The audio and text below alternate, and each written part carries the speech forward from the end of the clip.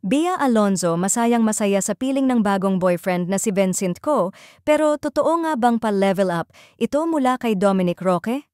Sa wakas kinumpirma na ni Bea Alonzo na may bago na siyang pag-ibig at hindi basta-basta ang lalaking ito dahil isa siyang napakayamang negosyante na si Vincent Co. Sa gitna ng mga ngiti ni Bea at masaya niyang pahayag na, "Siyempre masayang-masaya ako ngayon at yun ang mahalaga sa aking pamilya," hindi na iwasang mag-ingay ang social media.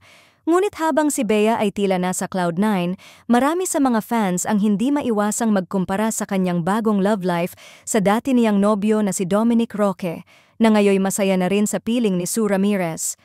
May ilan pang netizens ang nagkomento ng tila may leveling up ang bagong relasyon ni Bea, habang ang iba'y nagtatanong kung rebound lang ba si Vincent o totoong pagmamahal. Hindi maiwasang ikumpara si Vincent kay Dominic Roque, ang ex-boyfriend ni Bea na ngayon ay masayang-masaya na rin kasama si Sue Ramirez. May mga fans na nagsabing level up raw ang bagong relasyon ni Bea mula sa aktor patungong multi-millionaire businessman. Grabe, from actor to CEO ng Pure Gold, saan ang seminar Bea? Ani ng isang netizen.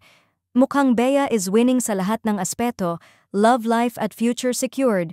Dagdag pa ng isa. Samantala, nananatiling tikom ang bibig ni na Dominic at Sue na tila mas piniling mag-focus sa kanilang sweet getaway photos sa social media, na ayon sa ilang fans, tila papansin lang para sabayan ang mainit na balitang Bea Vincent.